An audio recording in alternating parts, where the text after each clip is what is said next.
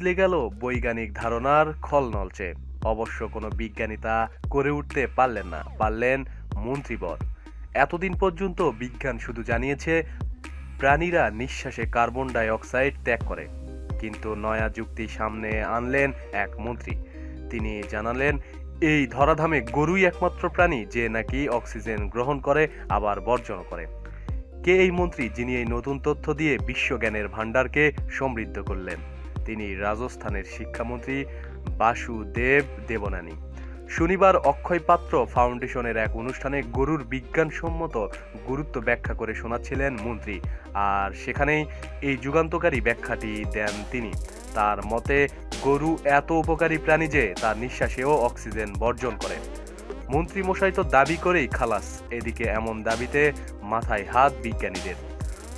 রাষ্ট্রসংঘের খাদ্য ও কৃষি বিষয়ক বিভাগ দাবি করেছিল গ্রিনহাউস গ্যাস নির্গমনের বড় ভূমিকায় আছে গরু, কিন্তু মন্ত্রীর কথা মানতে হলে বিজ্ঞান ভিত্তিক সে দাবি উড়িয়ে দিতে হয়। গরু নিয়ে নানা রকম রাজনীতি আগেও চোখে পড়েছে, তবে তাতে যে বিজ্ঞানীরাও এমন সংকটে পড়বে কে জানতো। প্রতিদিন সব খবরাখবরের জন্য সাথে থাকুন এবং সাবস্ক্রাইব করুন। ধন্যবাদ।